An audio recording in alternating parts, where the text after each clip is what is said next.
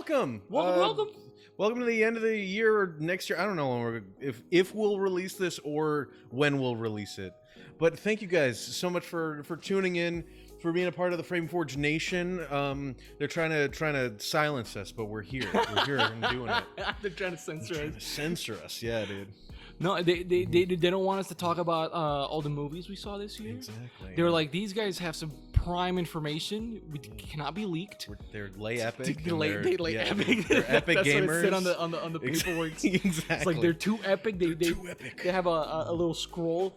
They unreel it. It says Keon epic, wanted dead and dead. Wanted dead and also dead. Dead and dead. He's Please. talking shit about our latest script. We'll Please, pay extra for also dead. Yes. Yeah, man, it's been a crazy 2021. 2021, yeah. Next year's 2022. Jeez. A lot of people are calling it the continuation of 2020. Of course. I mean, so yeah, like man, I don't blame the confusion. You know, that's fine. Yeah. But no, it's been a crazier year. A lot more open for sure. That's for sure. Yeah, for us though. For us. I mean, I don't know. So we're in Florida. Yeah, we're in Florida. I don't know about the rest of y'all. I don't know about y'all. Yeah, go on. Yeah, I mean, like, it's so many. It's so weird because like around the holiday season, a bunch of movies come out that like make me forget the rest of the year completely. I agree. Yeah, so we're sitting in the moment of like, so for everybody, we're just gonna shoot the shit. It's been a long time. The FrameForge especially has gone through like a bunch of stuff this year, so we're just kind of chilling. Welcome to the new studio space, kinda. This little set we got going. This is mostly where we chill. It looks little to you. Yeah, it's big in our hearts. All you see is this corner, right? But you don't know this wall is chopped off. There's a green light coming in from there. You don't even know. The green light's very. The green light is nice.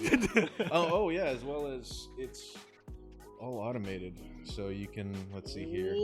Let's change some of it. Let's do just white. Whoa! White. We're in heaven. We can do back to where it was. Let's do Tokyo. It's called. Nice. I like Tokyo. Actually, Tokyo's pretty dope. Tokyo's pretty cool. I don't hate that. Yeah, that's pretty good. Just give me a chill. My favorite one's Fairfax. Fairfax is cool, but you can't see there are other lights around that make it like a little bit cooler. But Soho's where we were. This is where we were. No, but I would say there's an improvement. Yeah, and the key light is also changeable, so we can change the Oh! color of it, make it moody. Whoa! So yeah, pretty good. So welcome to the new studio. We also have a projector to project and have fun. But yeah, man. Everything has gone up, but our mental health. Too real. Oh my god, dude. It's been crazy. It's been a wild one. It's been a wild one, yeah. I mean, they announced who's being Mario. Yeah.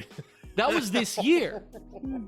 Dude, that was the He's single so cool. biggest piece of joy. Because, like, when they announced there was going to be a Sonic movie and they had, like, Gangster's Paradise and a bunch of other stuff, it's like, what's going on? And he looked like a weird rat creature. But there's no more joy I've ever felt than watching a streamer react to each consecutive character. It's, like, you can't... The comedy of that is so good. Like... Donkey's was the best because he just kept going, what the fuck? Like, consistently. Yeah. And you could hear his wife in the background, like, what is happening? It's so good. And his wife, what was her? Leah B, right? Was her name or something? Leah, I think. I wouldn't know. She has a very unique voice compared to him. Yeah. So all you hear is like, what the fuck? And then, like from the distance, like, what is that? Oh, it's so good. Which, I mean, Chris Pratt has been getting, like, this year he's just been dragged through the mud, which I don't know anything about it, but it's just like, the Mario part was like, and so he's gonna be Garfield. So here's the thing, though. If you were Chris Pratt and you had your phone down, though, if you had, if you're not on social media, it's a pretty good year for you. Oh yeah, dude. You're Mario. You're Garfield. You have a whole Jurassic Park franchise. Yeah, which the new one comes out soonish, I think. I honestly wouldn't even know. So many things have been coming out and out, but like it's a good year for Pratt. It's a good year for a Pratt. It's the year of the Pratt, dude. God said there's only one redhead that can have it good a year, and that's Chris. Yes, exactly. Next year's yours, my dude. Hopefully, here we go. No, but like, no. So he was announced, but I don't want to make it into like the announcement podcast about this Nintendo thing, but I kind of it's jarring. Yeah. Because of how Nintendo presented it. It was very nonchalant. Well, then they're like, what a cool guy. We can't wait for him to be Mario. We're like, that's never been Mario's like key thing, is to be cool. That's like if Shadow the Hedgehog were like cast. It legit felt like somebody like legit a producer was like, what do you think of this? And just slid an envelope and it had a picture of Mario and Chris Pratt right next to it. You're like, which it had the thing that I find funny is everybody was talking about like, oh my god, this is going to be ridiculous, blah blah blah. The main thing is this completely had the intended effect. When people are like, oh well, and apparently The Rock is on record saying that voice acting is harder than regular acting, at least for him, because he likes to like bounce off people. And so for him in the booth, he's like, I need people around me, or else I don't know what the fuck I'm doing. Everyone's like, Rock, so, you're 300 pounds, 6'8". Exactly. We can't fit more people in the you room. Got with the drive, you got the power. We stay hungry. You're staying hungry, and you keep devouring. We don't know what you're doing, dude. Oh my god. What's your motherfucking name? But it's like me, Mario. But like everybody, and he even says, he's just like, I don't like when like regular actors are like put in voice acting roles because it's hard, and in particular like the reason they do it is for their star power. So the thing that happened right after this whole thing came out was people just started using other clips of these actors and then just like put like a Mario FMV or something over it, and it's like, that's exactly what they wanted, you idiots. And it's hilarious. No, but it's really funny. But it's like, you guys get that's the whole joke, right? Like this isn't like, you're not doing anything new. Like, do you like? If it doesn't come across this way. To me, it feels like Nintendo was like, we're super excited to show you guys this movie, but do you think in the background they were just like, they're gonna meme the shit out of it? Oh, dude, yeah. There's gonna be posts. People are gonna hate it. People are gonna love it. But it's the Mario movie. It's it. Every ad campaign after like 2016 has all been like, how many memes can we generate off of this announcement? Like Baby Nut, literally anything at the Super Bowl. Every movie announcement is just like, especially like No Way Home, all of it has just turned into memes. Most Marvel movies. People tore that movie apart when that trailer came out. Because people, how can I say, there was a part where like in the trailer, right? There's a part where like Lizard Man and Doc Ock, they're jumping, and Lizard Man just goes, like, he gets hit by nothing, and people are like, bro, they did something, and like. And for everybody, I've seen it. He hasn't. We're not going to talk about it. There's a lot of tension in this room. There's a lot of tension. I'm very upset. I'm sorry. No, but I mean, like, it's intended effect. Exactly what they wanted it to be. And it's the same thing for, what was it? The Spider-Man Spider-Verse one. Yeah, the Spider-Verse one. The end credits scene is the meme of, like, the Spider-Man pointing. Literally. To the point where everybody in the audience is like, did they plant that? Like before the movie to become a huge meme? At the time it was, so like it was just like, I don't know anymore. When the Spider-Verse trailer came out, how can I say, I was genuinely like, oh yes, dude, because remember, did we see that together at the theaters? Spider-Verse? Yeah, we saw it together. And I saw it several times. I remember it was such a just. And I rewatched it right after No Way Home.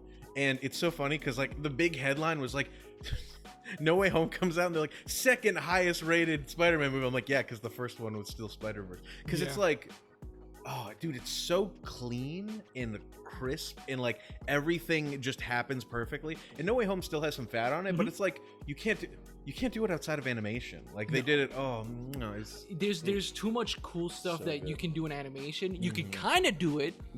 Kind of do it in film thanks to like the projectors and green screens and these all LED volumes and stuff like that. But it's still how can I say, with cartoons and animation you can be fast and readable. With film, with with motion blur and like stuff like that. They tried it with 120 frames Gemini Man. That didn't work out. But like, I feel like that's why people are still like so hooked and so in love with like the Spider-Verse stuff. Then it was such a fun movie. It's funny because No Way Home actually, like, several of the scenes from Spider-Verse are kind of in there. Oh, really? Because it's about something like it's about all the multiverse whatevers. So like the whole point, like watching it in my mind, I'm like, this is great because you adapted a cartoon into a movie. Well, kind of like in those certain scenes. Well, there's so much more to talk about it, but we can't because Alan hasn't seen it. But like, there's so much great other stuff besides the fact that it's very similar to Spider-Verse.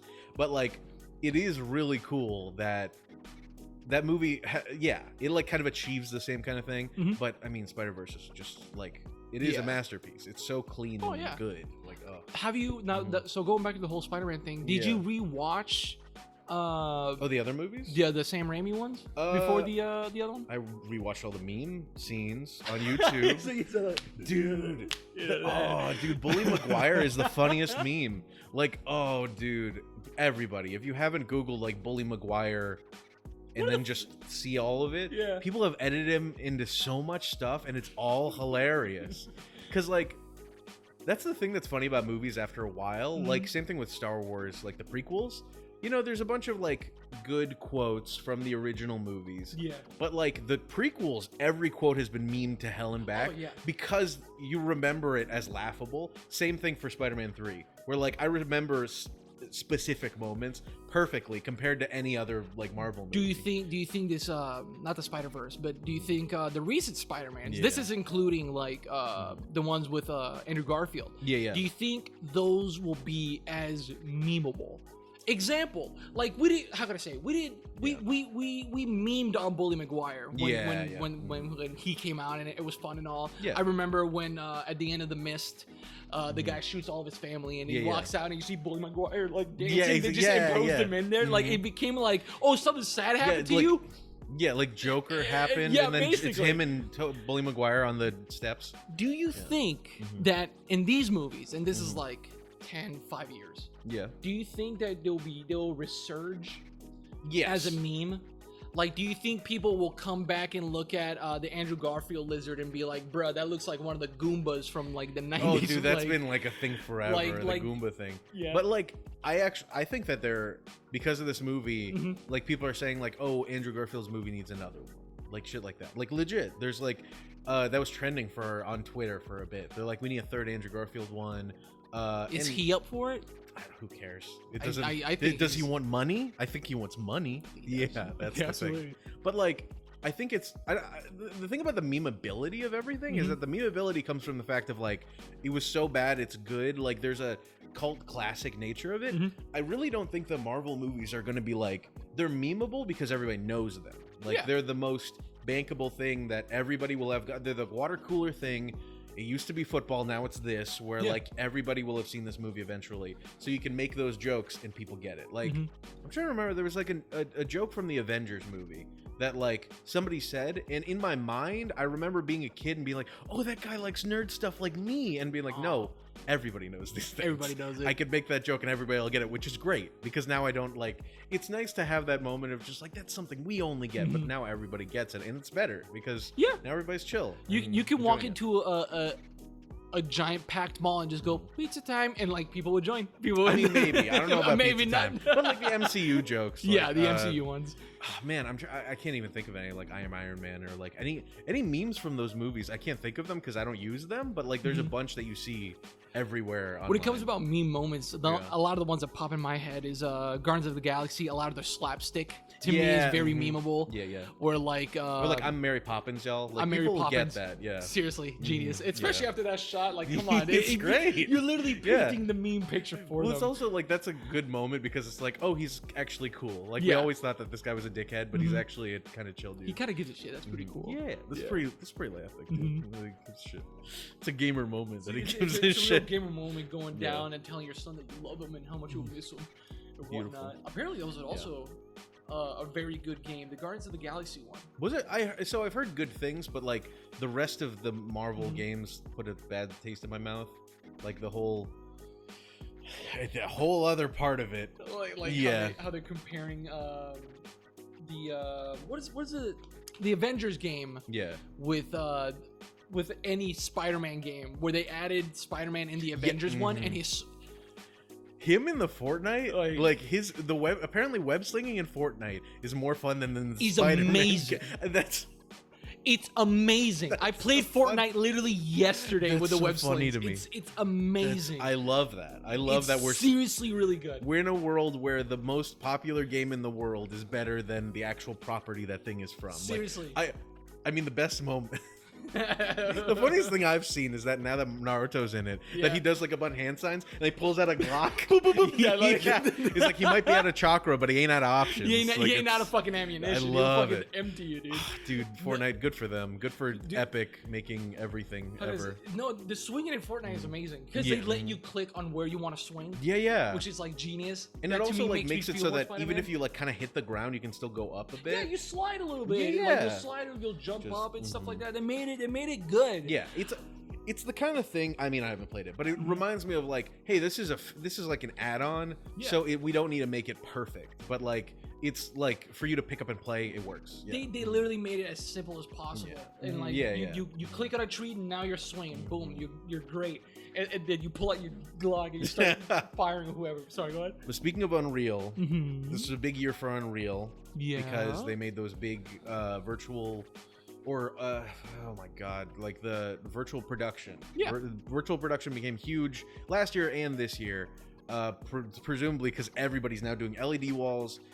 Film Riot did a really good video kind of breaking it down with the short throw projector. Did you see that? I think I saw, But they also did that cool demo for the Matrix Resurrection. So I came in here a couple days ago being like, Keon, did you see that Matrix scream and how crazy it looked? It looked real, didn't it? And like, how can I say it? It was like the equivalent of the little boy with a Michael Jordan shirt. You know, he's like, I'm a dunk, and then you come in, no, that shit's. Well, it was like you coming up and being like, "Wow, Santa's good at this." I'm like, Santa's real. Yeah, Santa got me this for Christmas. I'm like, "Oh, you mean your mom and dad did?" Yeah, like just being a big bully about it. Because like, so I agree, it's huge. Like the ability to do what we're doing in Unreal is amazing, and like the fact that it's accessible for everybody, like holy shit, we're living in an unprecedented time. But people know what real life look like. Am I right, fellow adult? Like, we're at the point where people, when they see something, and you and I talked about it, like when we were just talking about it, that like there's the version of like what things should look like in film and what things should look like in real life. And so whenever you see in film that they're recording on like asphalt, they always like water it down so it has nice reflections and it looks really good. And they have like a huge water truck. That's like where we are with Unreal. Every surface looks like cool and reflective. A lot of the textures look really good, but it's when people say it looks like real life, I'm like, there are parts of it that look immaculate. Yeah. But like real life, like you literally, if I showed you both, you would be like, that one looks weird. You know, if you're looking like from a drone view, you wouldn't be able to tell. If you're literally on the street and you see it. You see one of the people walk by, like literally I was watching somebody like doing it and they were just like, oh my God, it's just like real life. I'm like, that person's walking backwards. Like, what are you talking about? Like, it's just like, I get where you're coming from, and we're in an amazing place because I legitimately think that if you took that like one frame, like a framing, like you put your camera in God mode or whatever and framed it up and then put that like behind you and then did that virtual production thing where like your camera's looking at you, that's blurred out of the background, you'll think you're in New York City because it looks so good. But I am like at that point where I'm like, guys, just enjoy what we have. We have a really good looking, like the metahumans look amazing for what they are. They look great as like a mocap. We've never had a standardized human model before. We never had something that like a big company came out and like, cool, here's a standard looking 3D model. We've had companies that do it, like I think it's like Character Creator or something like that, which is something very similar. But we've never had like the amount of tools we have now for anybody to make anything. The fact that people say it looks like real life is all this buzz term that makes everybody think that just like, oh my God, wow, but it's real. It's the Matrix. Like we're at the point where everybody's just like, wow, the Matrix could be real. I'm like, do you see the movie? That's the thing. That was the point. That the Matrix is possible. Like, so I think it's amazing. Like we're in a crazy time. But like when I heard all that stuff, I'm like, guys, you're misunderstanding. This stuff is like, we're so close to things just being really useful for you that any computer, that your Xbox Series X, whatever, what are they even called now? I don't even know what Xbox is out anymore. But that and your PS5 can make stuff that looks amazing. But at the end of the day, like those graphics are in service of something right? So it's a great tool. Like, that's where we are. And that's what I thought would be like an amazing thing to understand, because literally, like, everything you see in that, you can do. You can use as something. I think they're even going to make that map available to people. It's just so they can edit Is it just New York? Something like that. I think so. Yeah. Like, yeah, I think so. Because people were doing like comparisons. But that's I'm going to get off my soapbox just because, like, like so many people, and we talked about this, that it's like when if you're like a chef, and you're like really good. I'm not saying like I'm a VFX genius. I'm really not. I just like have been keeping up with the state of the art. Yeah. So it's like if you go to like a chef that's been working in a kitchen forever, and they bring you like a really dope, like you bring them a really dope grilled cheese, and they're just like, look how amazing this is, and like, yeah, cool. Yeah. Good job. Yeah. I'm proud of you, but also like I've seen grilled cheeses before. Yeah. No, that's where we are. No, 100%. I just going back to the whole and stay on that soapbox, because here's the thing, I rewatched it. Oh yeah. I rewatched it. Oh, okay. And like the announcement from the Game Awards? No, I I saw the game, like full through gameplay, like trying to watch it and whatnot, like the car driving scenes and shit like that, and all of it was on rails, obviously, because like they're trying to control what you're trying to see and whatnot, but. This is like after the whole gameplay thing where they show the city and they're like, you see how look how smart we are. Like, look at this city, and like they show the city realistic view, and then they go into that what would you call it, where like they did a swipe and it was the same city, but it was all like primary colors and the dots and whatnot. Yeah, that's primarily to show you that like we're past the point where you need to fake all this detail. The whole thing that people usually do is they make like a building, and then you extract like the bump mapping and stuff so that it looks really good when you apply all of that texture to like a block.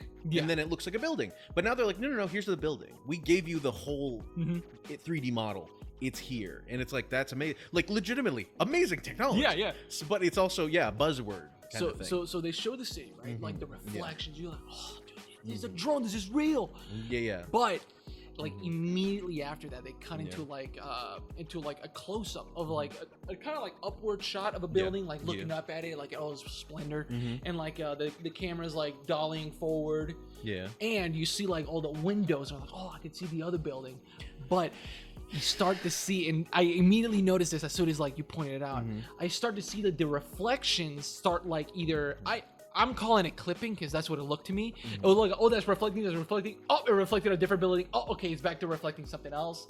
Like stuff like that. What, like? Well, that, and I mean like the bricks. You'll see, and like I think I remember exactly the shot you're talking about. If you look at like the brick and the texture on the building, there's parts that it's like a puddle, and then part that's fairly dry. Yeah, and it's like that's just stuff that people have been doing for a while. They use like a Voronoi texture and then apply reflection to that, and it looks great. But it's also like, this is a video game. Yeah. Like, it's cool that it's a video game. But it's not real life. If I walk outside and a puddle is clipping through the fucking ground, I'm gonna take a picture of it. And I'm gonna be like, Keon. I'll cry. I'll curl up into a ball and say, what if I took a picture of a puddle, but you saw a reflection of New York and not Florida? Like, what would you do? Like, whoa, dude. I'd be like, dude, cool Photoshop. I'm proud of you. Cool Photoshop. Yeah, if you. So going back to drag me out of my hole. Drag you out of it. Look at this, dude. It's New York, bro. I'm thinking with portals, all right. Exactly. So going back to the whole Matrix thing. So this whole demo reel, they showed us this. This was prior or after the movie? Right before it came out. So right before because it came out last weekend. So they give you the game. They give you the movie. What would you take? Well, definitely the game, because it's interesting as a tech demo of like, fuck yeah, this is so cool, and you can like drive around. It's super cool. Like, and I hate to say, this is what I mean, is that like everything I said, I felt really negative. It's awesome. Like, I'm pissed it's not on PC because I don't own a PS5 or an Xbox Series X. But everything I saw about it, amazing. Yeah. The movie. Say it. I saw IGN IGN gives everything like a 7 or an 8 all the time. They made a review. Do you see the review? I didn't see it, no. They had a review. I kept telling all my friends when we went to go see the movie that I got spoiled for me. I didn't actually see a spoiler. I saw the IGN review. They gave it a 4 out of 10. And I was like, what? And I read, like, it's only a paragraph they put on like Facebook or whatever. Yeah. And it said like, it's a poor parody of itself. And as I was going through, I'm like, what the fuck? And then when we went and saw the movie, I'm like, oh no. I don't ever want to agree with IGN. IGN, yeah. But like it may 7.8 too much water. IGN. Yeah, what was it? 0 out of 10, too much water? Too much water, yeah. It really frustrated me because I love the Matrix movies, and we watched Revolution before seeing it, like the people that I saw it with. And it's so funny because that ruined the experience for me, was seeing any other Matrix movie before seeing that. Because this movie's like, I get so many people are like, I liked it. I totally understand. Yeah. But like, it's really funny how it's in the nothing is more precise and perfect. I've said nothing else more eloquently in my life than when I like came out of the movie. I was joking with my friends and I said, this movie is infinitely more funny, or this movie's infinitely more interesting to talk about than it is to watch. So it fits in perfectly with the other like Matrix movies. And that's really how it is that like so much of it really, really works. Oh yeah. But like so much of it, if you're not in the mood, like, oh my God, like all the memeing and like. So here's the thing though, I felt like I was in the perfect environment. Really? Like it was me. I had two people next to me. We had a couple of drinks on us. We were like, let's watch what we were gonna agree on, a dumb little action movie. Okay, right? yeah. That's all we wanted to watch, a dumb little action movie, right? Okay. But this is it started with I forgot who plays him. He's supposed to be Morpheus. Clearly he was supposed to be Morpheus. Which I love that actor. Like I haven't seen him in anything. I haven't recognized him in anything else. He was in the one that comes to mind the most was that he was in the new Watchmen, and he was pretty good in it. But he's been in a bunch of stuff. I'm trying to remember the other stuff that I've seen him in. But like how he himself was like, and here I am, coming out of a bathroom, and like that iconic scene where you like they meet and they're about to fight and shit. The fucking bathroom and like it. I agree with the whole like this movie's it's a parody of itself. Yeah. It's just here we go. This is my review. It felt like the lead characters of this movie that isn't Keanu Reeves.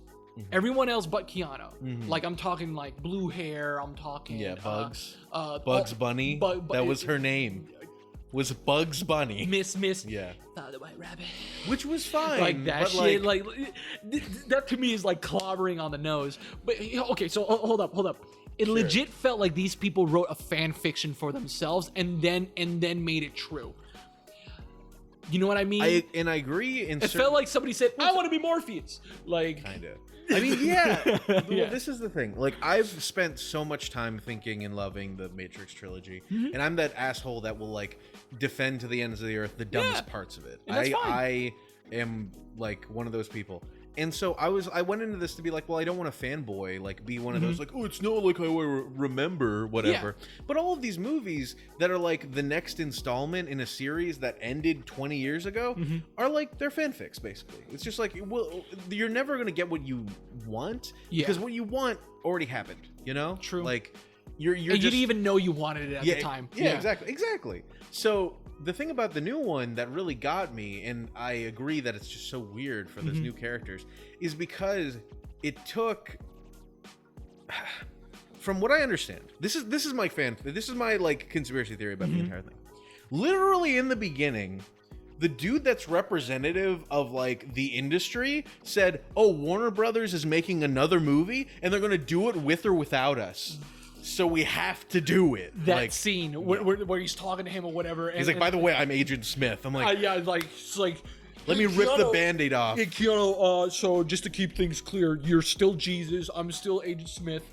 But we're friends now at the moment. We're friends though, okay? So you have this video game company. You're cool with it, but I run it somehow in the background. Like, it felt like they partnered up. They were friends. So, okay. Can I also add I didn't finish the movie after an hour and a half? Did you really? Oh, yeah, you told me. I kind of stopped after an hour and a half. I couldn't. Like, I was watching the cover of my home, and I didn't want to finish it. I'll say that, like, frankly, the first half is after you can, like, it's a really hard pill to swallow. The rest of it's actually I really enjoyed. Damn, that's the crazy part. I think it's worth finishing. And I think it's worth watching. That's the worst part about this, is that, like, legitimately, the craziest part about it is that it understood who would watch it. It understood that, like, if you're going to show up, you're either going to be somebody that kind of knows about the Matrix, wants a little bit of action, but wouldn't mind some levity, some jokes. And so, or you were like a diehard fan that knew everything about the Matrix. So deliberately, they say in the first like hour of it, oh, the Matrix is about the internalization of Lana and Lily Wachowski writing something about their like their actual lives and putting it into their art. Like, legitimately, Neil Patrick Harris says all of that. Yeah. Deliberately. And then Dollar General blue glasses. Which, frankly, so a lot of the symbolism actually still works. That's the thing. That's the thing about this.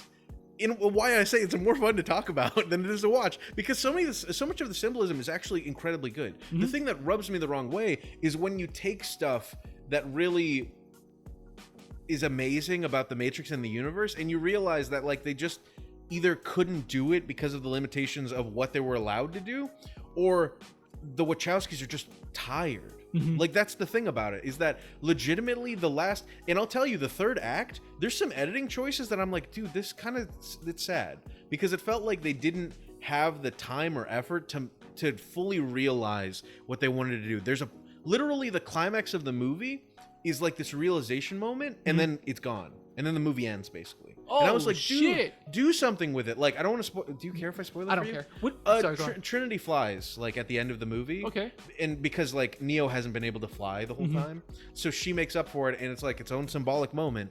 But like, they're being accosted by like 3 helicopters. I'm like, dude, fly through a fucking helicopter. Like, that's the point. This is wish fulfillment. Like, and they literally fly away, and that's it. And like, you don't even see them fly away. They cut away. I'm like, come on, like, we're here. We're at the end of the movie. Enjoy yourself. I hate to be that guy. I hate to be that guy, but remember at when does Neo learn to fly on the third movie, right? The first one. The end of the first one. At the very end of the first one, he just learns how to fly like that? That's like the last shot of the first movie. So, remember... So, okay, yeah, let's go back to the originals. Remember, like, so he learns how to fly. He starts doing all this epic shit. Yeah. Like, he starts having, like, Dragon Ball Z battles literally in the city. Yeah. And, like, they just end this one with, like, them grabbing each other and just walking around. Kind of. There's actually, like, an ending. There's, like, a denouement moment. But the thing... Also, sorry, which one of the Wachowskis directed this? I think it was Lana. Lily, I didn't think come back. Because I heard that the reason why Fishburne didn't return is because he... Oh, because both of them weren't there? They don't. Him and Lana don't get along. Oh, and that's why he was like, that like, sucks. Apparently, that's what I overheard. Damn. Okay. But like, I fucking guess. Yeah. And paycheck's a paycheck. Anyways. Well, the thing that, like, I don't know, and the reason why I keep saying that's more fun to talk about, it's just like every other like sequel movie that, like, if you think of any of the sequel trilogy Star Wars movies, you could pontificate about these cool moments that could have happened, but they didn't, because like either like industry meddling or whatever's, producers with whatever's. And the one moment that I think would have been really funny, because like, and the reason why I brought up this whole thing about like it being for the fans but also for everybody else, is that having Smith and Neo working together is actually symbolically relevant to the first trilogy. The whole point of the first trilogy for a lot of the thing, and they say it out, the Oracle literally says it, or at least Seraph does, I forgot who says it, that Neo and Smith are mirrors of each other. When Neo like jumps into Smith and blows him up, he imprints part of himself on Smith. So as Smith grows in power, so does Neo. That's like a whole thing in the movie. So by having them both work together in a corporate environment, it's kind of fun. It's hilarious. Yeah. But I really wanted to see... They literally go from shooting each other to passing pens and paperwork. The moment I would have loved to see, and they can't do it, would have been Hugo Weaving as Agent Smith. But him sitting in like a director's chair being like, profits are down, we're gonna need to do this, like literally dictating to him, like them having office politics together would have been hilarious. Like 2 people that went from being the most powerful things in the world to being like middle managers. So, like, that's hilarious. And so like imagine the petty conversations.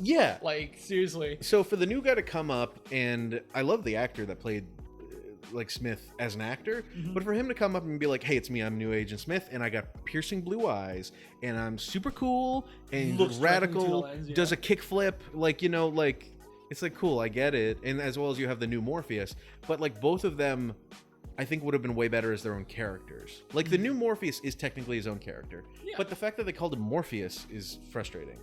That confused me. That legit confused me because what? And can you re-educate me? What was and by me I mean the audience as well. Sure. What is Morpheus's role throughout the entire like Matrix series, right? So Morpheus's whole point is to like be this kind of preacher where he's saying like, hey, Neo will be able to do this because, and not even because of belief, but because he's kind of destined to do it. He's like the keeper of the prophecy.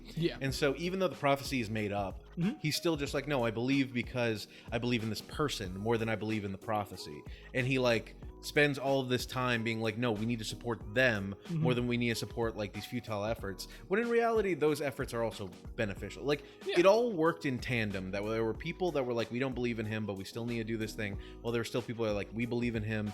And him being this one is similar to like Dune, where in the Dune universe the Quintet Sazerac, whatever it's called, is like a false prophet. It's something that this group made up for people to believe so that they can manipulate them. Same thing with the one, like literally the what's his name, the architect made that up so that they could give people hope and then take it away so that they could reboot the Matrix. So all of that to say that Morpheus is kind of like the person that's like, no, believe in this person because he is actually able to do things that can. What did the Morpheus here do? The only thing that they gave him was the ability to get Neo out of the Matrix, to give him the red pill and do what Morpheus did in the first movie. To me, he felt like a summon. Like legit. Like legit, like, how can I say, the entire time he was clearly like, dude, can you please just take the pill? Like, clearly I'm here. You coded, like, he said that. You coded me. He did. And right? He did, Like, you coded me. I'm here to tell you. Can you just do it, please? Yeah, and the movie's weirdly complex, because, they're, like, literally Neo did code that Morpheus. Yeah. And it felt like Neo, and it felt like Neo just went, oh, I guess, and just, like, the story continues. But I did love that. So that's the thing, is that, like, parts of this work better in theory, because there's a moment where Morpheus comes out of the mirror or whatever and like approaches him and he's just like, red pill or blue pill, and like Neo's like, no, because like legitimately imagine if you like made a movie or like you made a video game or you wrote a story and then one of the characters from that story came out and like gave you the like talk to you as if you're still in that story. I knew it. No, but like legitimately that's such a cool idea. It is, But like in the context of this, all of us already know, oh, that's Neo, why is he acting like an asshole? But like in the context of his mind, it's like if you were if right now we wrote like, take any of our short films and one of the characters came out of that and then started acting like that, you'd be like, what the fuck is happening? And like you'd be, and that's why he's like, I would feel like a monster. I would feel like and what other shit have I done is out there, you know, like. And it all makes sense that like he runs away, he leaves, and he doesn't want to deal with it because it's like, imagine Freddy Krueger actually coming for you. Like, it's great. So that's frustrating. Is it just doesn't hit how you you think it would. But I'm glad people like it. That's the thing. There was a lot of enjoyable parts. Going back to that bathroom scene is very funny to me. Yeah. Because like it's meant to be. Yeah. Like clearly he comes out and is like, and here I am coming out of the bathroom and yada yada yada and all this other stuff. But I also love the fact that like security guard just bolts in. He goes, what is going on? And like he just starts blasting, and immediately just slow mo for 2 seconds, and then Neo is already out and is back to normal life. Which, like, that's how it feels half the time. But that's the frustrating thing, is that like we've gotten to the point, and I forgot who I was watching some review of it, that we've gotten to the point that like movies have made a whole in the year 2015. Marvel made a city fall from the sky because a robot wanted it to. We're past the point of like cool VFX. We're at the point where you can make anything happen digital.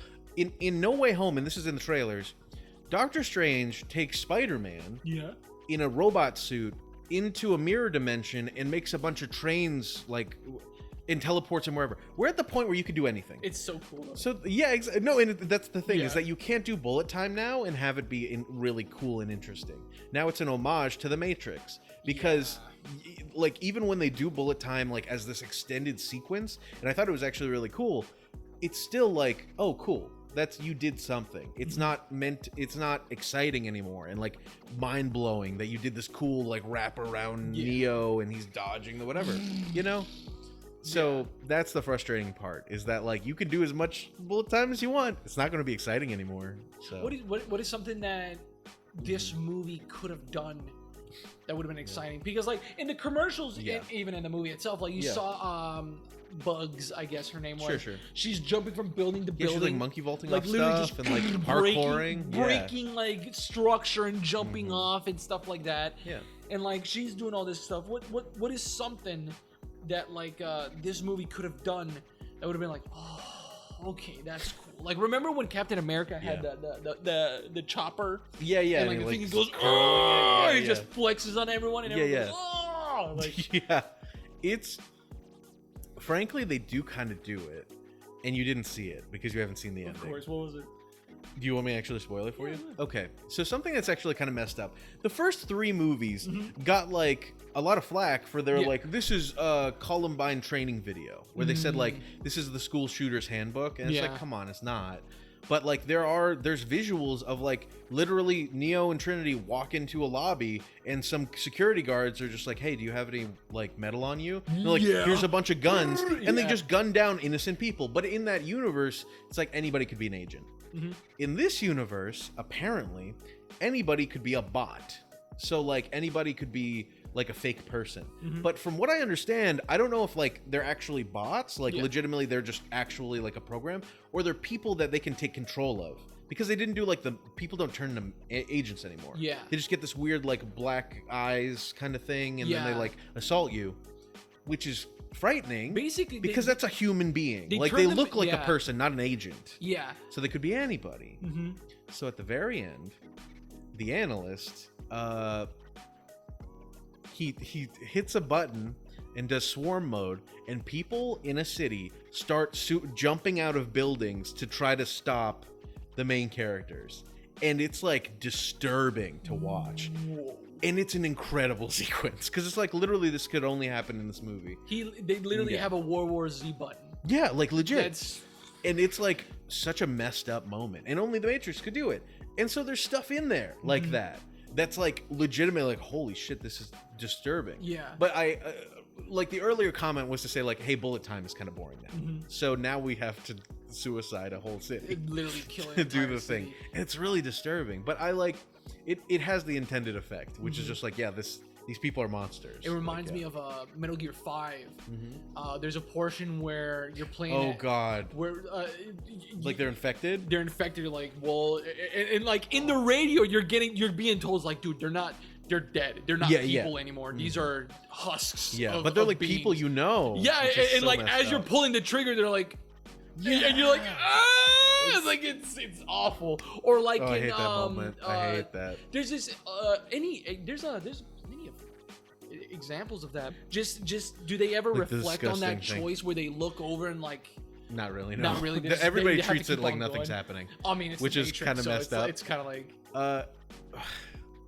And that's the thing is that like there are parts in this movie where like, if you think for a second about the actual implications, if it is like, if these are real people and not just bots, then you're like, oh my god, this is really disturbing.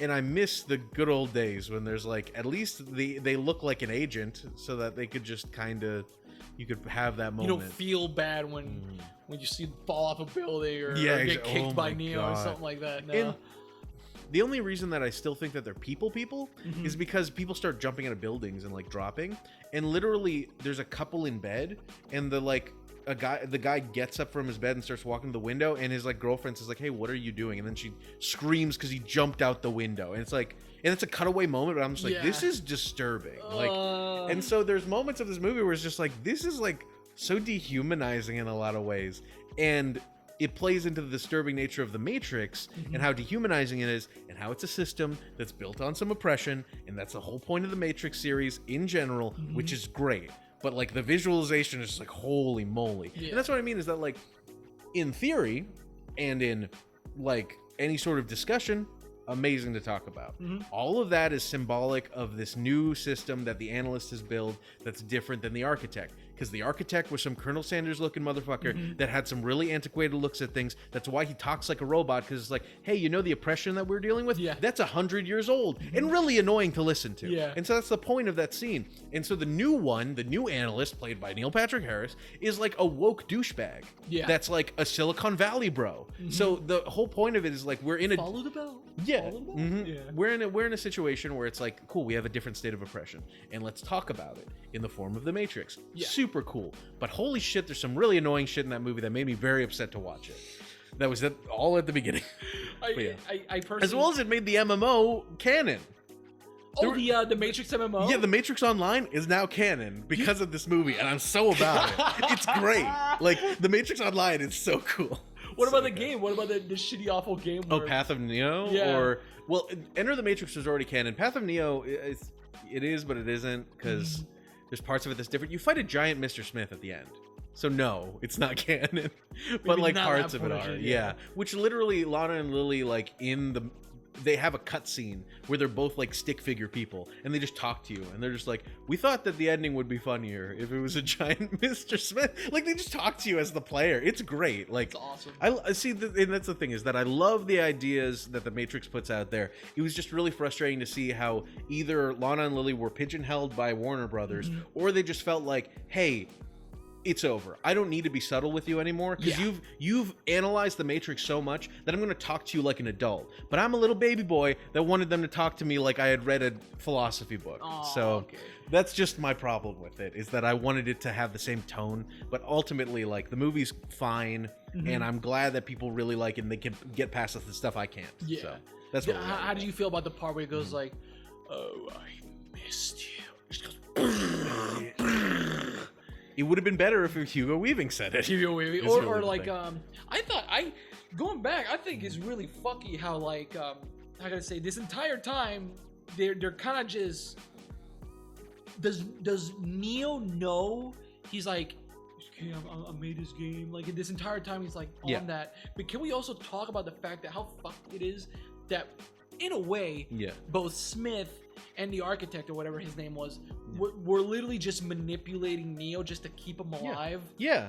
And just, it feels like you haven't seen the end of the movie. Yeah, you haven't seen the end of the movie. He deliberately says that. Oh, really? He's just like, oh, I'm here to torture both of you forever. It's like, I have no mouth, but I'm a scream. Like, the whole point is just like, yeah, you guys like died, and then I brought you back to life because I thought that I could squeeze a bit of energy out of you. That's like literally his whole deal. Shit. So it's like that's the thing. It's like literal disturbing. Evil, yeah. And he's like really a fucked up character. So it's like that's the frustrating part, is that there's so many like really cool things that they explore in this movie, and that it's like, no, everybody's motivations are actually real. And what I think happened is that, like, I think they wrote, so Resurrections has been in development hell for like 10 years or something. What I'm pretty sure happened is that they wrote the fact that, like, the MMO is real, and that there was a war between the machines, that they're like, hey, we can with the humans. We don't need to be dickheads. As well as the Matrix changed, as well as like the actual people in Zion like evolved, and then they went to IO and all that kind of stuff.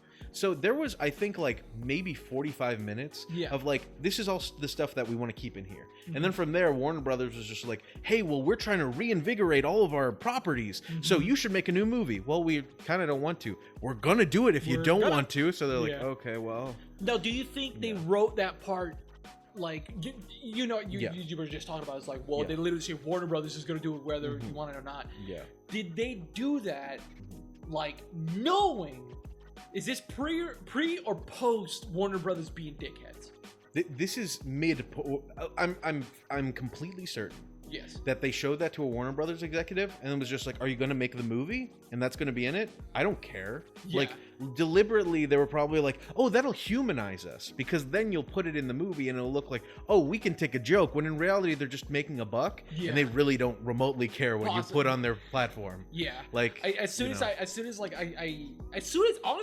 he said Warner Brothers, I was like, and as soon as they called the main character Bugs, I'm like, that's Bugs Bunny. Are you kidding me? Like, which is frustrating, because that's actually a good symbol. It's the white rabbit. Trace the white rabbit. She's also kind of quirky. totally a good symbol. I'm just like, I don't want to think about Bugs Bunny while I'm watching The Matrix. Also, real quick, but it fits. Yeah, weirdly enough, in the scene when they're in the rooftops and they're like, "Sorry, you gonna follow the white rabbit or whatever?" How come she has a blue rim? So, and that's the funny thing. Is that certain characters, they work with red and blues a lot in this movie. The DP in me was like, blue looks a lot better than the red. Yeah, so I'm like, yeah, let's opt away from the red. But like, wouldn't you want to go take the red pill inside the red door and go? That's the thing, is that like certain parts of it, they work with red and blue color. And I feel like I'd need to watch the movie like 2 or 3 times to like really suss out exactly what red and blue are supposed to symbolize. But a lot of the time it's like red is your own choice, blue is not making a choice and being a passive person. I really don't know when it comes to her, though. I could see that, though. Yeah, because the whole movie's about choice. They say it all the time. Yeah. As well as The Matrix in general is. But yeah, red is taking control of your own destiny, blue is being a passive whatever. Yeah. But at the end of the day, I'm like, I don't know how that has to do with Bugs, really. So I mean, her entire thing is just... Yeah, she's blue, but I don't know. Blue, follow me, let's get the Matrix done, bada bing, bada boom, you're the chosen one. So yeah. I like that. That's a good cadence to it. But yeah, so that's where I am on the new Matrix movie. Do you think they're gonna make more? I hope not. Because hope not? I think it would work way better as a video game or a TV show. Because just like the Animatrix or whatever, where this is a cool world, but we're done with Neo and Trinity. Leave them alone, please. I want to see, like, do another Animatrix where they explain this new society and what's going on. I don't want to see you guys dig out. Like, you could tell that Carrie-Anne Moss and Keanu Reeves were there because they love Lana Wachowski and wanted to make sure that they made a cool movie with them. Of course. But like, if you see them in any interview, they were told everything is indoors. Yes. Yeah, exactly. Yes! Oh, I get to hang out with a cool like LED wall. Great. Yes. And like, if you see them in any interview, they couldn't give a shit. And I don't think that like either the producers or Lana or anybody were like, you can't say this or that. They're just like, who cares? Like, we're here to make money. Yeah, we're here to make money. We know that you guys whatever. Just do whatever. Who cares? And I feel like, and this is just a general tone that I'm feeling from just the mass medias, where I'm making a broad stroke here with all these were you there? Darren, a friend of ours, worked at the Jake Paul fight. Are you serious? He was there. Like that was here in Tampa. It was? The Jake Paul fight was here in Tampa. Yeah, it was all here. He saw the island. Well, good for Darren, but it was great. Wow. Wait, no, it was. Yeah. What was it? Matt was there. McClellan. Matt McClellan was there? Yeah, he had pictures with Jake Paul. Oh, dude! Yeah. Matt McClellan is amazing. Good for him. I love Seriously, him. No. But that's I saw pictures of that. Yeah. But going back about you're right. This oh my whole God. media I thought thing. He went to them. No, they came to him. No, they came to him. They hired his ass. It was, wow. It was great. Well, good for them. I'm glad people are getting work. Yeah, but that's what I mean. Like, the post of that. Yeah. People, the interviews, everything was literally, I don't give a shit. I got the bag. Yeah. Like, I don't give a shit. Like, do you think... That's where we are now. Do you think, like, that's where everyone is? In a current NFT and cryptocurrency nation, I think everybody just wants money. Do you hear what he said about the NFTs? Who, Jake Paul? No, almost called him John Wick. Fucking Keanu Reeves? No, Neo. I mean Keanu. Yeah.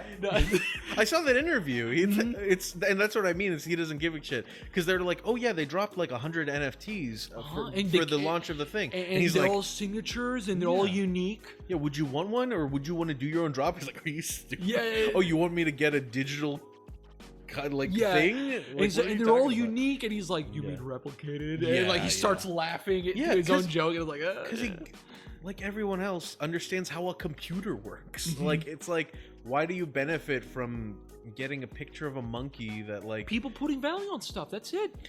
So, do you actually want to talk about it? Well, so this has also been the year of NFTs. Do you want to go? I would love to talk about it. Thoroughly interested in NFTs, because I feel like I had the rug pulled off of me multiple times because I was like, dude, I draw funny things. Yeah, sure. Why can't I make money? I'm being ignorant about it, but you know what I mean. No. Let me describe to you a couple of different things about NFTs. Please, I would love to learn about this. Which is really funny. Is that NFT? The idea of an NFT, a non-fungible token. Yes. Is a product of how hard it is to make things on the blockchain. So case in point, something that somebody cited to me a little while ago is that in 2013, so the blockchain is basically like a place where you can house information, right? Yes. And it's decentralized so that you can use it anywhere. You don't need the internet. You just need to download it once, and if you have it, everybody else can have it because they can get it from your computer, and you're all decentralized. And that's the benefit of the blockchain. The problem is that in 2013, on the Ethereum network, I think it was, to house 1 gigabyte of data on that network was $13,000. It's now 2021, and gas is way more expensive just to use the Ethereum network. So what an NFT is instead of housing something on the blockchain, you can just have a token that says that you own whatever this is linked to. So if I have a token on the blockchain that links to a PNG, that means that I own this token that links to that PNG. The problem is the NFT itself, and I also heard this really great analogy, is that the NFT itself is like a treasure map. Yes.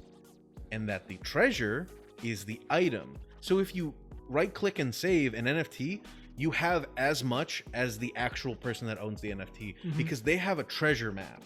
They don't have the treasure. The treasure is the PNG that you can save yourself. And that's why they get upset about it, is because people are like, no, I own the NFT, whatever. It doesn't matter.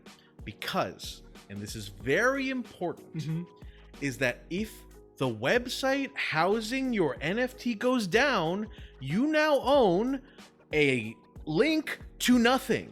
Because literally, if the site goes down, then you have nothing. So websites like the Kraken. Sure. I wouldn't know any of them, but name any of them. Sure. Just websites where you go out. Literally, it feels like I haven't been in one, but I've seen like people's like, this is how you make bad money, and like you go to like all these NFTs websites look like Google searches where you go like something, and like you just see lists of different stuff that people are trying to sell. Exactly. And like it just feels like pick one, hope you get lucky. But the thing that's funny about it is it's like having the deed to a house, but the house burnt down is the kind of thing. That like if you have an NFT site, you have your picture on there, and then the site, whoever owns that, gets rid of it or it goes down, you now own the deed to a house that burned down. But the difference is that if you have the deed to the house, you still own the land. You don't own that with an NFT. You own literally a link to to a error 404 page now.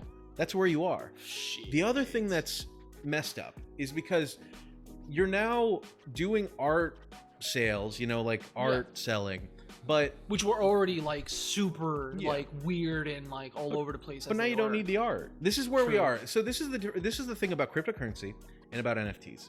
Cryptocurrency is basically the stock market, but with no regulation. And the reason why that's valuable is because you don't need the stock market ends at like 5 p.m. every day.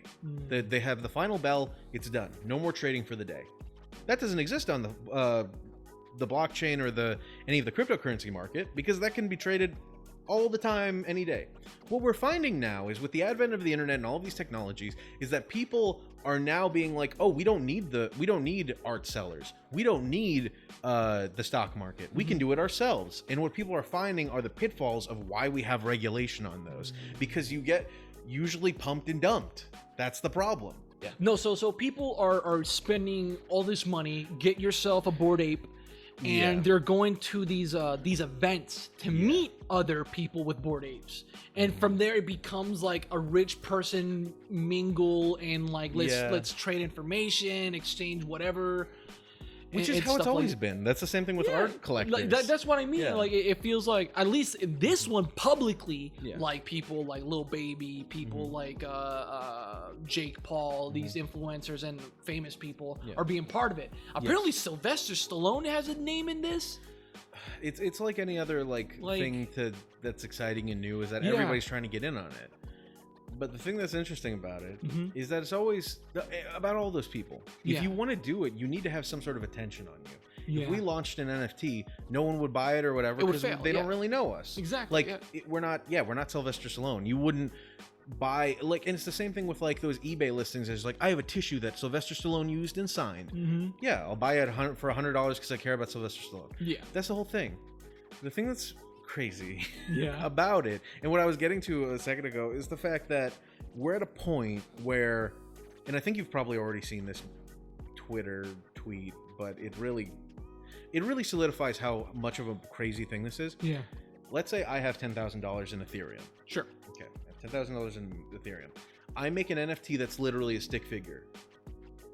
Now, if I, with this wallet, with 10,000 Ethereum, and I have this wallet with this NFT, if I buy this NFT for $10,000, I now have nothing in this wallet, but this wallet now has $10,000, and this wallet now has an NFT. So now I went from having $10,000 of Ethereum and an NFT worth nothing to still having $10,000 of Ethereum and an NFT now worth $10,000. Like, do you get where I'm going with that? So now somebody online would be like, that's worth $10,000. I'll buy it for $12,000. Now I just made $2,000 doing literally nothing. Yeah. That's where we are, is that people view the perceived like value of something just because there was a transaction. It doesn't mean that things actually worth anything. Yeah. Because they're not, technically. This really, and that's the funny thing about these tokens, is that the tokens literally are worth nothing. Like, literally. People, I mean, that's the thing. And by literally, I mean, like, of course they're worth, like, the value is whatever you assign it, but you know. Exactly. Like it's the assigned value that people are having a huge. Honestly, it's also the assigned value that people are having issues with. It's the like, people are in disagreement of like how much this thing should be worth or stuff like that. To me, it's a whole different market, and that's a whole different currency you can buy stuff with. I've heard I've heard like people saying like, you see, the world would be so much better with NFTs, because like, if everyone had NFTs and everyone was bought through like NFTs or Ethereum, everyone would have the same currency, and therefore everything is achievable. Like, everybody can buy anything from anybody, because now we're not trading dollars currency anymore. You need a universal currency.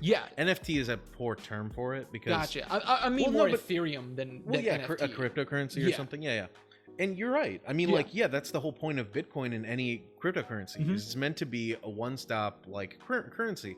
But the problem is that all of those fluctuate with their market value. So you have Bitcoin that literally over the past week, and I mean, I don't know if and when we release this, went from being worth $45,000 to today being worth $51,000 within like a week. That's not how currency is. That's the problem, is that. And Planet Money did a really funny video about it, where like a guy's like, wow, Bitcoin's so cool, I'm gonna pay for this sandwich with my Bitcoin. Okay, cool. Well, Bitcoin right now is valued at this much money, so it'll be worth this. And he's like, $1 million sandwich. And the guy just starts talking, like, and then the guy's like, oh wait, Bitcoin just went up, it's worth this. Oh, sorry, Bitcoin just went down. And like, as the guy's talking, the cost of the sandwich keeps fluctuating in Bitcoin. Shit. That's where we are. That's just what it is. So it's interesting to me whenever I hear people talk about like NFTs and whatever, as well as like I studied this stuff in college. I know how this stuff works. It's amazing technology. It's just the way that's being applied sucks, because we're getting away from its intended purpose. It's exploitive. That's all it is. And hopefully that evens out. Primarily, the thing that's really frustrating, and the reason why a lot of people are up in arms about it, is because when you do a transaction, it costs a lot of electricity, and for no reason. Like, what do you... So... for you to do stuff on, like, for you to mine Bitcoin or mine any cryptocurrency, the whole point of a cryptocurrency is that there's only a limited amount of them. But to keep interest in it, you can't be like, well, you can't mine it anymore. We need to keep making it so that people can mine it. So if you think of it on like a logarithmic scale, or exponential, logarithmic, whatever, on one of those scales, the point is that the first like maybe 1,000 coins out of like, let's say 20,000 are going to be very easy to mine. But as it gets more and more, it's going to be harder to mine them, because the idea is that there's only 20,000, but we want to make it so that people are still interested and they still can mine them. So the last two will take literally an eternity or whatever. Like, the heat death of the universe will happen before you can mine them. Damn. The problem, though, is that the whole point of that is like, well, we'll keep people interested. The problem is the fact that once you get to that point, it's meant to be like, okay, well, don't mine it anymore. We have the amount that we should have here. So it's finite, which is good for a currency, because you don't want it fluctuating because you have more of it or less of it. If you have more money out there, there's inflation, right? The problem is that as Bitcoin value goes up, it makes it more incentivized for you to mine it, even though it costs you a bunch of money. So like I said, the first 1,000 super easy to mine. But then it got to the point where it's like, oh, it costs me $200 to mine 1 Bitcoin when it's only worth 130. Why would I do that? But as the value goes up, then it becomes it becomes more reasonable for you to be like, oh, well, now the value of Bitcoin's at $300 and it would cost me $200 to mine it. I might as well mine it. And we've gone more and more, and it's gotten bigger and bigger and bigger. So the problem is that now we're at the point where it's like, well, for me to mine what Bitcoin that's worth $60,000, it would cost me $50,000. Well, that $10,000 profit is worth it. So I'm going to spend $50,000 worth of expense and electricity to make a one.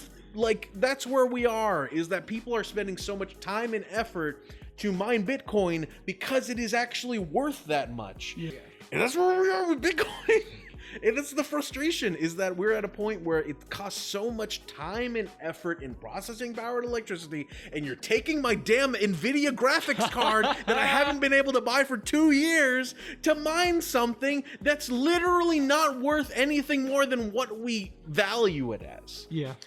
When you could have done anything else, and you could have spent the electricity on people and on situations that actually needed, on growing food, on doing so many other things, giving it to somebody that literally doesn't even remotely understand what having electricity without a power outage would be like. But have you mutated your ape?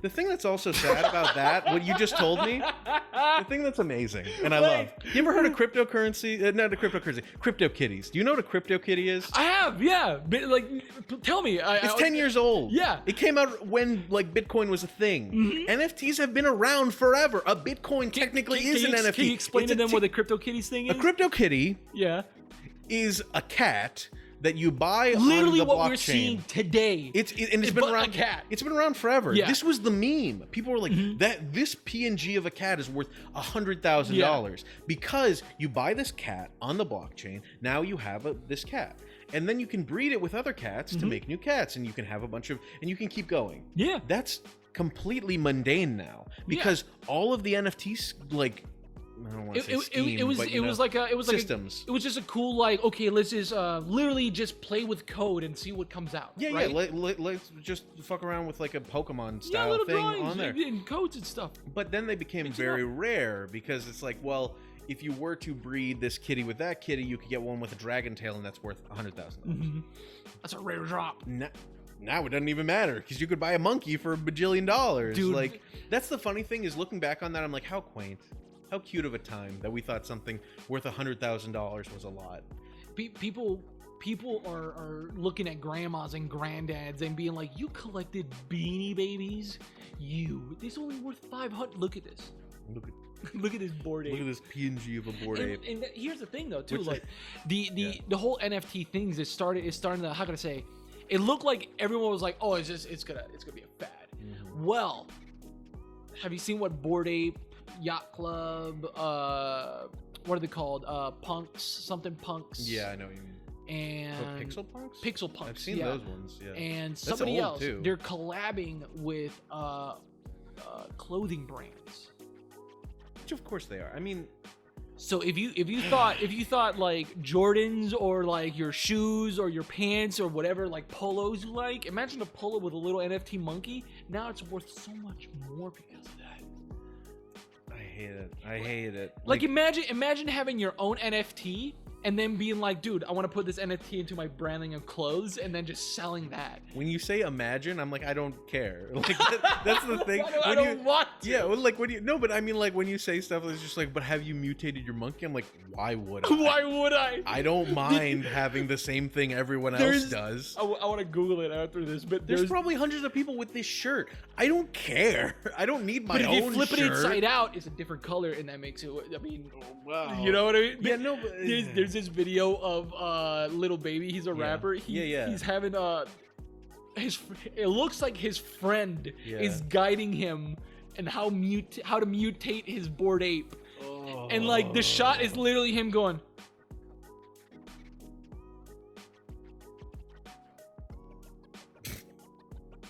Cut. And it's literally just him like.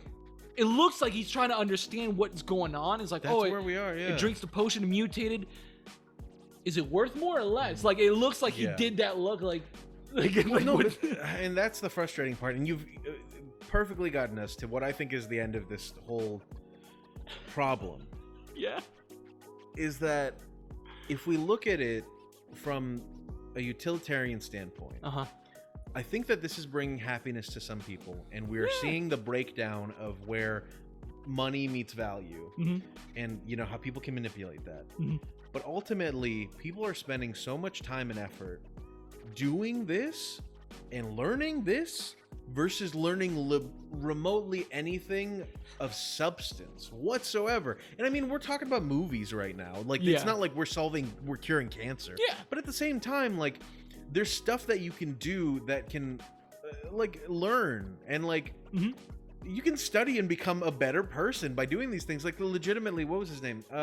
Joe Rogan said a while ago, and I mean, I'm not trying to say this like he's any sort of authority on anything, but he had like a whole spiel about him saying like, oh, these people are making like a bunch of money playing video games, and like that's not a thing. You should go do a sport or whatever.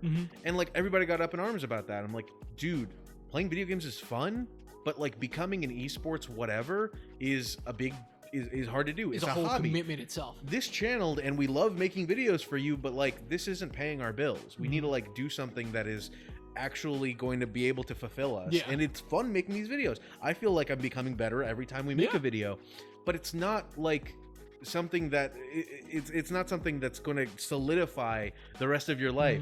Knowing a bunch of stuff about Beanie Babies or NFTs or whatever is cool, but you really, when people are spending this much time and effort on it, as well as companies and businesses, it's sad because Konami, so much of that effort. What did Konami do? They're doing their own NFTs. Cut the cameras. I'm done. I don't want to. I hate this. Oh don't my cut god! It. What? I hate Konami so much. I swear they're doing their own NFTs. Probably, dude. The one's in a pachinko machine. Knock over. Shit. It's the microphone. Fuck. You're cool. This is important. Because how are you messing up this much? You already released a game that is not selling. You're already doing this. What else? All of their games don't sell at this point. Their games don't sell. So here's the thing, though. I think why people are putting so much money, so much effort, so much, literally so much of their own, like soul, blood, tears, all these stuff, because. And I'm gonna make myself an example. People like me who literally scroll on TikTok and like find an image that literally says how to get rich. And it's click a monkey or click this picture and hope for the best. And I think people are just gravitating towards the like, dude, these past 2 years have been so shitty. If I get lucky and save and I put instead of down payment on a house and just buy this funny little picture, maybe something will come to it, because people are like, they're desperate. I'm describing what I'm seeing. I'm literally just going like, that person is rich. Their problems are solved immediately. It was like, it's clearly not fucking true. It's literally people just being manipulators. And like, I love seeing these videos of like, hey guys, this next NFT is the next big thing, just to have a rug pull under everyone under it. Everyone. And what I've always heard is when you take free advice, you get what you pay for. You know? That's where you are. And I'm not saying that if you pay $1,000 for a class, it's worth it. But I like, legitimately, anytime somebody gives you something for free, there's usually something like, of course. There's something happening. And the problem is that, we're in a situation where everybody's kind of desperate and they just need something. And it's they either need an entertainment, they need something to take their mind off something, or they just need to find a way to make money, and they think that this will work. And it's the rug pull. It feels like the easiest damn thing, doesn't it? Right. It's like, oh, I got money in the bank, let me buy this image and just sell it and flip it. Suddenly all of my problems are falling through or are gone. When, how can I say, isn't it a huge difficult process to even flip your NFT into cash? Yeah, well, you need to pay gas to do it, and like once you and this is also the problem, is that it's like when you like let's say I bought a bunch of euros and then I want to like change it into dollars. And like let's say so I bought a bunch of euros, then the value of the euro went up. And I'm like, cool, well I'll turn it into dollars and I made a bit of a profit. The problem is that when you do that, whoever's doing that for you, they're going to take a cut because they're like, well, we need to. Because to pay whoever they are or whatever their thing is, or that's just their business model. It's the same thing. That like to do a transaction on the Ethereum network costs gas. And that's just processing power. The problem is that it's a lot of money and a lot of processing power and a lot of electricity. That's the problem. That's what I mean about like spending all this electricity to just do. And this is the transaction between two people. Yeah. That's the thing. That's insane. So I never thought of that. But that's the thing is that, and as well as like, and I would liken it to if you win the lottery.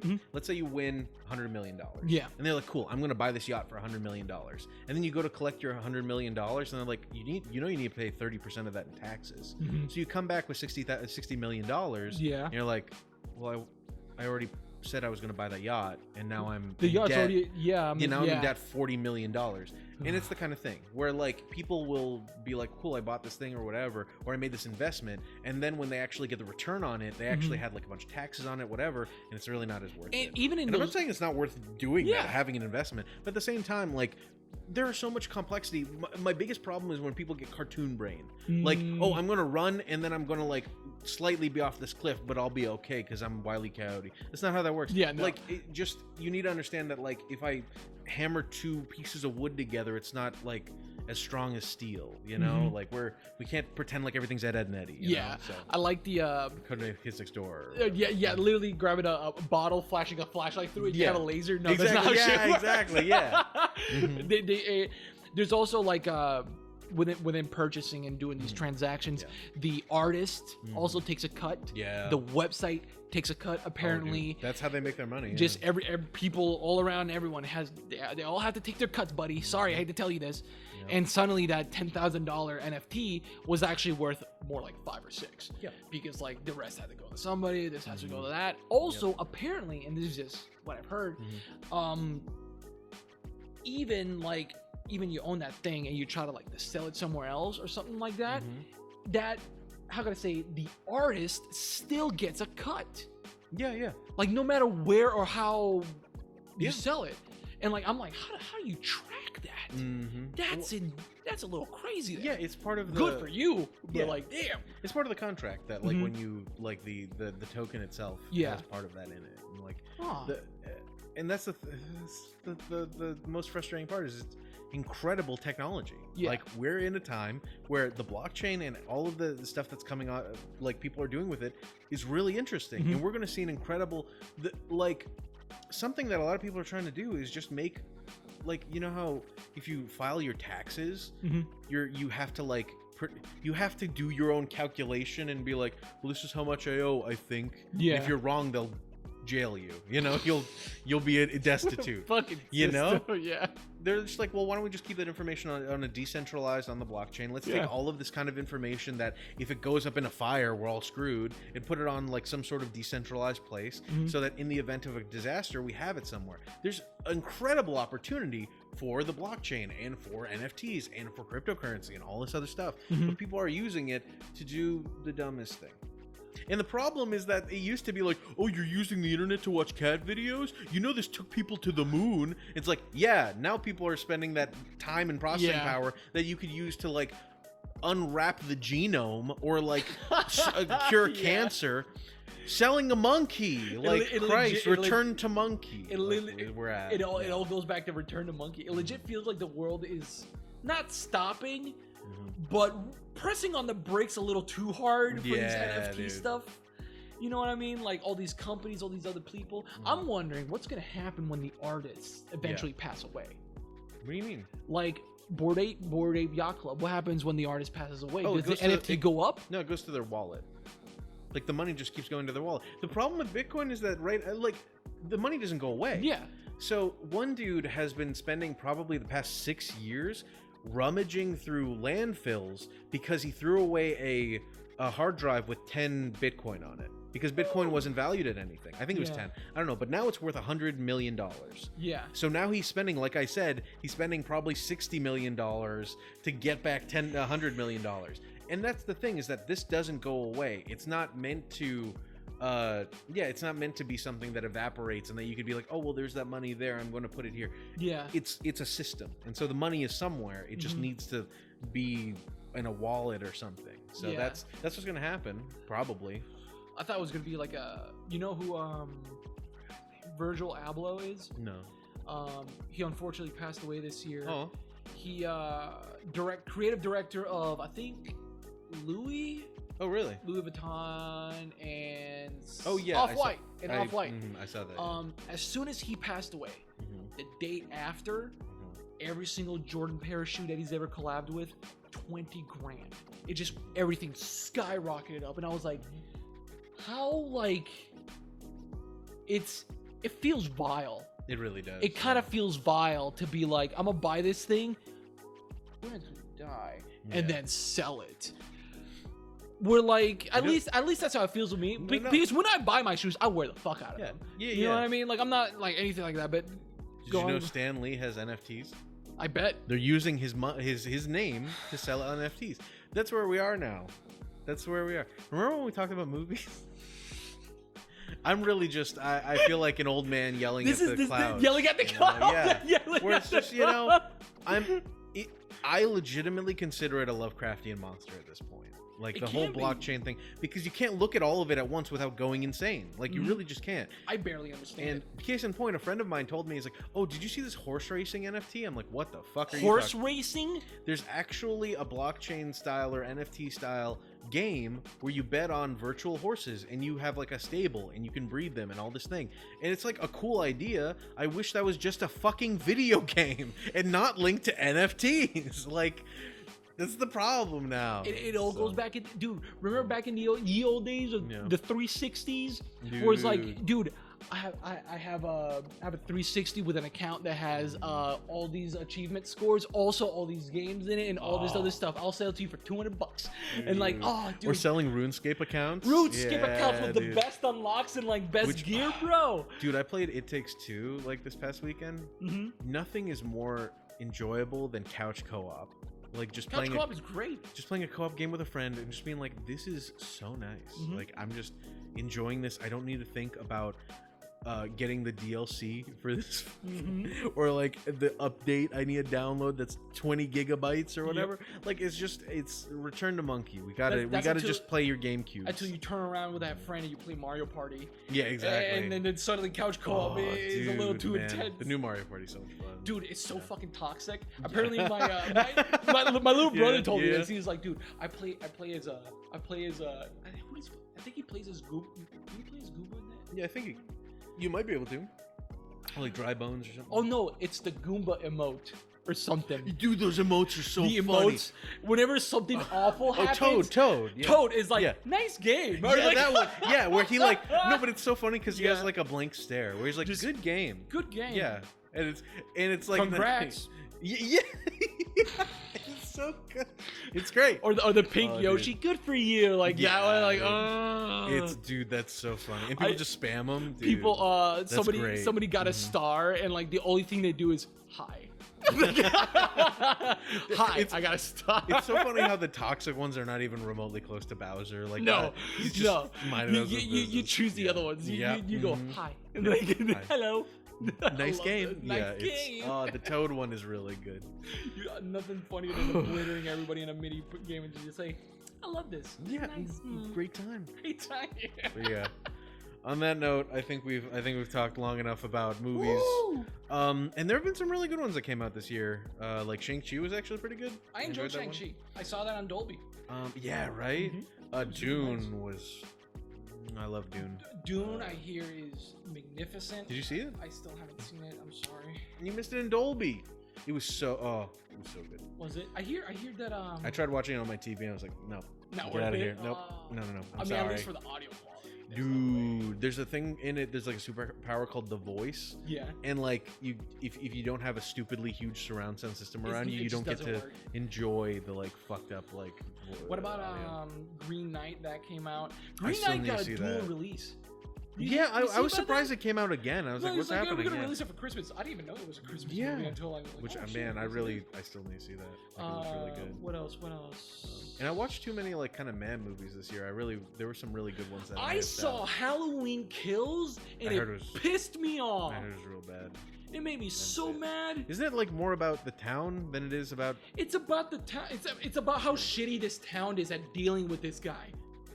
It's literally that. That's kind of hilarious. It's honestly. Literally that, and they all suck. There's this shot where like, yeah, and about they're drunk. They're at this bar. About 3 years ago, I almost said Jason. Michael Myers came in and murdered his family and killed people. And like in this movie, they literally make shit up about this and like about the originals. Okay. Like they just bring a retcon. They not even retcon. They just literally rewrite. They just rewrote sections and be like, hey, this actually happened, and like bring it in here into like these shitty little fade to whites. They don't fade to white really, but oh yeah, I know what you mean. But like it's like this happened and we haven't recovered since, and like they literally go, so he's outside, and they and they go literally some guy. It's like some guy goes like, he's outside, and everyone goes like they all start going out, and it wasn't even him. It wasn't even him. It was somebody else. He's outside. He's outside. Oh my god! And they're all like, we promised to end that night. And they're like, whoa! Like they all rush out just to get murdered. That's so stupid. No, it's literally incompetent town meets semi-decent killer, and killer gets away with it, just all the way through.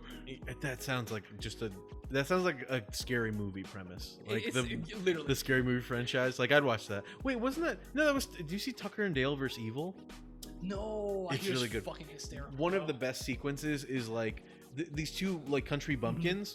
Are like they look like they would be like a I don't know Texas Chainsaw Massacre like style family, but they're like just well-to-do dudes. They just don't know how to like they don't speak eloquently.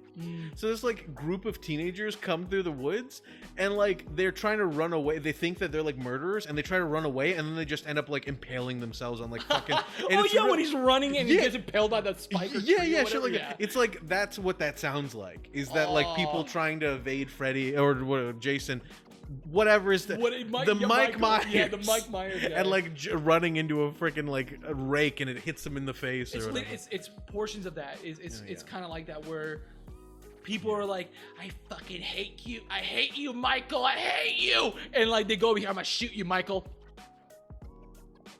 And then Michael goes, no, and just. Like, I need to watch that. That actually sounds really funny. It's stupid. That's hilarious. So not one of the kills got me though. What was it? Where it's not even a spoiler, but it doesn't matter. This guy, he had a flashlight. He was like, "Hey, are you out there?" And he does this, and he raises his arm, and Michael just goes sluck like right into his armpit. Damn. And you hear his lung like collapse, and I'm like, "Oh, gee, they added that." It's like, shit, that's amazing. And he's like, "Oh!" He just goes down, and I'm like. That's awesome. Oh my god. Jason, Freddy, Michael Myers. Bully McGuire's out killing people again. Oh, dude, that's great. I love that. That's cool. That there. Yeah. What other stuff was out? See, there's been like, and there was stuff that came out like earlier this year that was really good that I just can't even remember. That Carnage movie came out and no one saw. I saw it. It was. You did? It was okay. It was okay. It was more interesting for the gay romance between Venom and Eddie Brock. But like besides that, was there like no? It was just like seeing their chemistry of Tom Hardy talking to Tom Hardy was incredibly fun. Besides that, it was like, well, who cares? God, there was like another I feel like there was like another Marvel movie and stuff. Like I can't even. Eternals! Did the Eternals come out? Did you see the Eternals? Don't laugh at that. This is a legit. Did you see it? No. It's don't watch it. It's 3 hours. It's longer than Dune, and it's not worth watching. It's oh god. I keep on seeing the poster for the Eternals of like all the heroes lined up there, and I keep on thinking The Boys. Kind of. I mean, yeah. Actually, yeah. Wow, it really reminds me of that kind of look. Like that's weird. You know what we should have done? We should have watched more TV shows. Do you see? Squid Game was good. Squid Game was fantastic. What other shows? Invincible. Invincible was great. Was that this year or last year? That was this year technically. It was. Oh my god, it might have been. Yeah. What else? There's that new show on Hulu. Arcane was really good. Like that was the League of Legends game. I saw portions of that shit. Really the music in it is fantastic. Dude, it's really good. I love the music. What was the one on Hulu you were saying? There's this. It's a TV series. It's called like Super Villains or something like that. It's very The Boys and very. Super Crooks. Super Crooks. That was on Netflix. It was really good. Is it on that? Okay, it was really good. I enjoyed it a lot. No, who animated that? I love the style in it. I don't know. It was. I'm trying to remember because they were kind of a familiar thing. Very Boondocks. Which is funny because it's a Japanese anime, but also it's based off of I think it's like the dude that made not Superbad, Kick-Ass. Like that's the guy that made that comic, but it's a Japanese.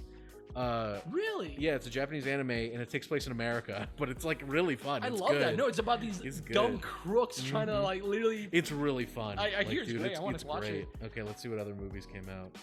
Man, I've seen none of these. Oh my god, I've seen none of these. Oh, Free Guy came out. I didn't see it. Red Notice came out. Did not see it or care. Black Widow came out. Oh my god, it did. Yeah, no, they couldn't remotely. Like, I really don't remember much except for like parts of it that people meme about. Yeah. Old came out. Do you see Old? No, the one with the beach. I saw everything about it. Like I saw all the scenes worth watching. I immediately was just like, it's. I'm not. Last Night in Soho, the new Edgar Wright movie. That? Great. I really enjoyed it. It's great in a different way. Like Edgar Wright always tackles something new, and this one was just kind of. It didn't have that like flashy like whip pan and like. Transition stuff, but it was actually like really fun to watch. The Spark Brothers. We saw the Spark Brothers. I was about to say that was a film. Great documentary. That was a great film, Doc. A lot of people didn't like it apparently, but I really, really enjoyed it. Idiots. They don't know what the fuck they're talking about. I loved it. It's so good. The French Dispatch. Have you seen that? I heard The French Dispatch was also fantastic. It better win Best Movie. I'm not kidding, because it's the closest thing I've ever gotten to a warm hug from a movie.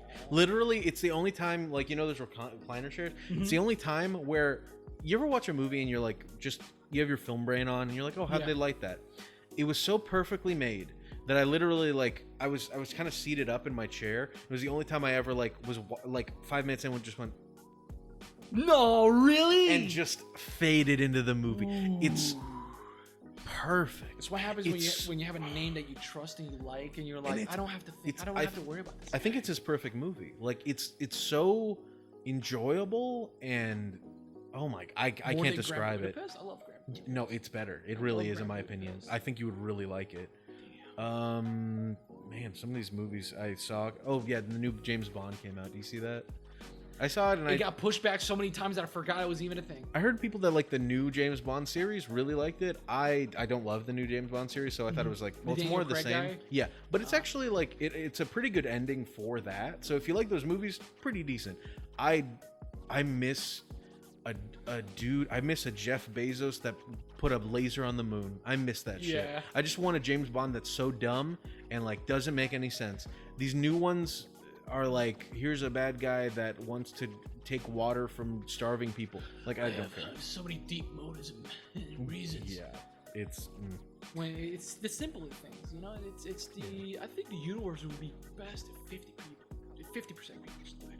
You know, it's the Thanos was right. Thanos was right. God. That series came out. That was a great series. What was it? What Ifs? What Ifs, that was it. Which was decent. Yeah, I enjoyed that. Those are fun.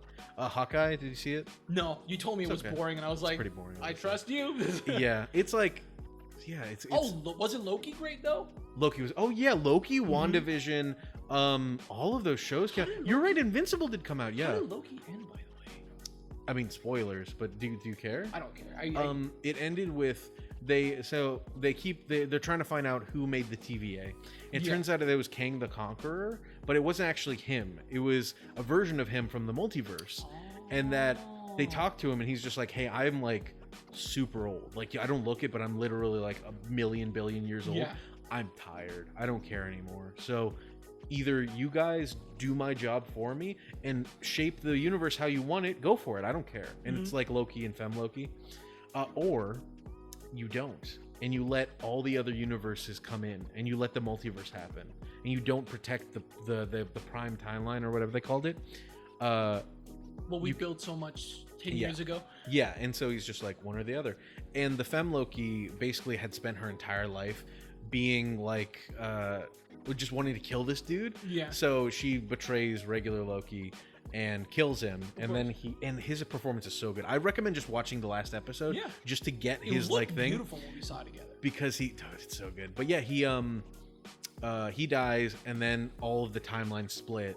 And at the very end, Loki goes back to Owen Wilson. Is just like, he's like, oh, we gotta, whatever, this guy's coming. And he's just like, who are you? And then it turns out that like none of the timelines are the same and shit like that. So now the multiverse is gonna be huge. Like not only the new, I mean like Spider-Man kind of deals with it, but the new Doctor Strange movie's gonna have it. Wanda's gonna be in it, and WandaVision also kind of dealt with like new magic and shit like that. So yeah, but Loki was really good. It was enjoyable to see the path of the story. Yeah. Parts of it were kind of boring, but the last episode was really fun. Like, I mean, I heard yeah, like I said, when we saw it was very interesting. Kang is involved. That was a really good performance. Apparently in the do you see the poster for the new Ant-Man? Ant-Man? Oh yeah, it's Quantum Mania or whatever. Something like that. Yeah. Apparently in the reflection of the helmet you see Kang. Oh, yeah, it's cool. It's kind of crazy. I like that because he's like OP as hell in the books, in the comics, as well as like just that character was really cool. Like, isn't his entire purpose is literally like kind of like a Troy guy, where like it's like, dude, just say that I rule your kind of thing. Just that's all it takes. Otherwise, he will just decimate you. Yeah, basically, he's just like he wants to take over everything, and he's actually like a descendant of Reed Richards from the Fantastic Four, but he's from like 30,000 year 3000. And then Enchanto, DC or Encanto? No, but my girlfriend did. It's very good. Really nice. I enjoyed it, which I was surprised. I was like, these can't be good, and then I was like, that got me. They just released it on Disney Plus, so I might be able to watch it. But I will say it's the kind of thing that like it's goofy. It's for kids still. Oh yeah, of course. Which is well, they said the same thing about Life, and that fucking traumatized me. What? The movie Life? I haven't seen that. You haven't seen? You saw Life? I don't think so. Yes, you did, with the guy in the piano, and he dies, and he tries to teach the little soul to. Yes, you did. Oh no, you're talking about Soul. Soul. Fuck. Life. What? My bad. I think you meant the Brad Pitt movie, The Tree of Life. I was like, what are you talking about? Yeah, Soul. Yeah, that was a good movie. That was last year though, I think. But yeah, that was great. Pig with Nicolas Cage.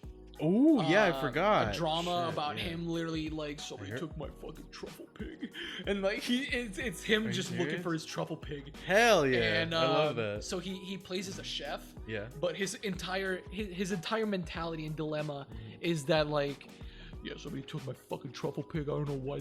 I don't know why anybody would do this. And like, I'm living in the wilderness because everyone I cook for, I remember them, but they never remember me. And it sucks. And it is like, I love that. Dude, that's great. It's like, I cook for everybody. There's bonuses in the disc. Yeah. Whereas like Nicolas Cage cooks 2 dishes with you. Whoa. It's so cool, dude. It's I need to see that. Dude. That sounds amazing. It's really nice. Well, speaking of, they did those Star Wars anime shorts. Do you see those? Yeah. Those are really good. Dude, Visions? The Trigger one, the Studio Trigger. They always know what they're doing with their action. And and I think I told you about this, but they actually have behind the scenes on Disney Plus. Is it in the same?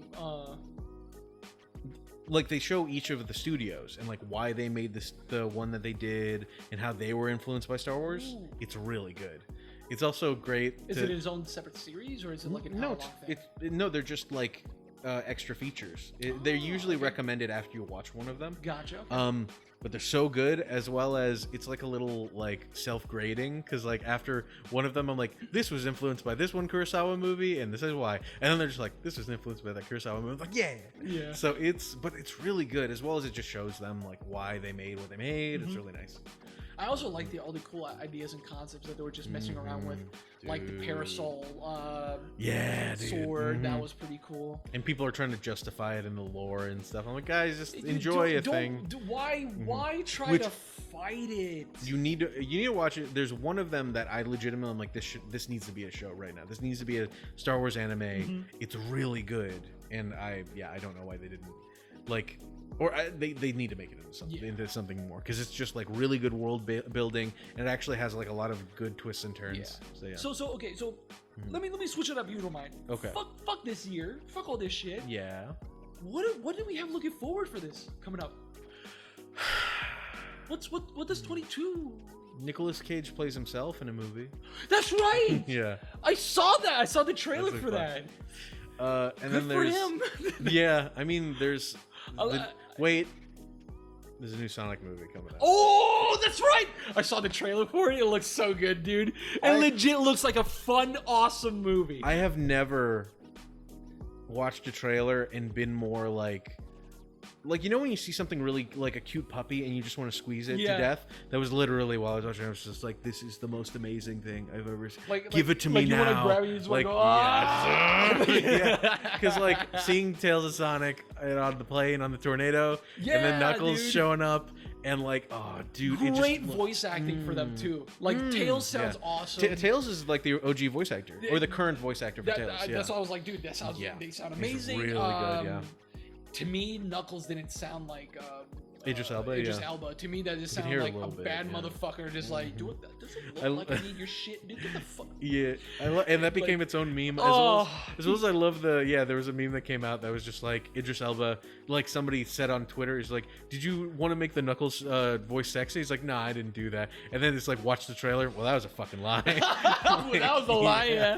Dude, I love what they're. Sorry, go ahead. Yeah, the Master Emerald is in it, and I'm very excited. Dude, that and Angel Island, yeah. It legit looks like Jim Carrey is having fun. Yeah, dude. It just looks like he's having a blast playing as Eggman, which is like, dude, fucking good for you. Hell yeah. Seriously. That's coming out. I'm looking forward to that. That movie legit looks like fun, and it looks like they're sticking more with the fuck the real world. Let's I hope they go into more fun territory, which is what I said in our video. Go watch that. Yeah. I love that they're Sonic wants to be a superhero, and it's not easy as that as you think, Sonic. You can't just be Batman. It's cute. Yeah. It's nice. I'm looking forward to that. I'm legit looking forward to that. But any other, I mean, that's literally the only thing that I remotely care about. So if I don't find something on the IMDb in 2 seconds. Let me see here. Let me also see. The new Thor movie comes out. A new Wanda movie called. Oh no, not Wanda. What am I even talking about? The new Harry Potter movie come out. Secret of Dumbledore. The new Spider-Man Across the Spider-Verse. Oh yeah, Across the Spider-Verse. That was a great trailer. Yeah, that trailer looked really good.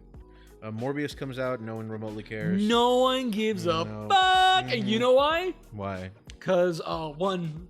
Morbius was only interesting in the cartoons for me, at least to me. Dude, the Spider-Man cartoon is so good. It's amazing. It's on Disney Plus.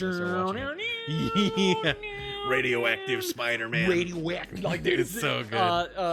That and I mean, aren't we sick of Jared Leto? Yeah. Like unless he goes I'm not watching. I'm gonna suck your life force. New Jurassic Park, the Buzz Lightyear thing is coming out. Buzz, which looks interesting. To me, yeah.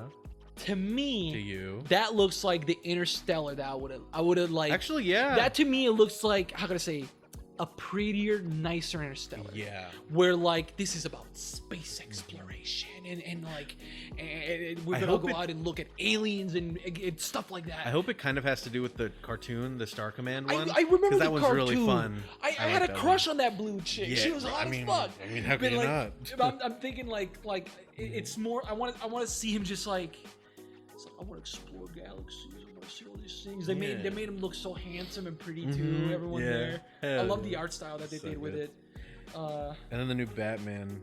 The new Batman. Yeah, I mean, I'm take it or leave it. There's one moment in the trailer that still rubs me the wrong way every time I see it. He like punches the like dividing glass in a prison. Yeah. He's like, where are they or whatever? What have you done? And when he says that, not only his voice sounds kind of like it sounds like his voice broke like a teenager, but also he doesn't like even the glass doesn't even move. So it looks like he's really weak.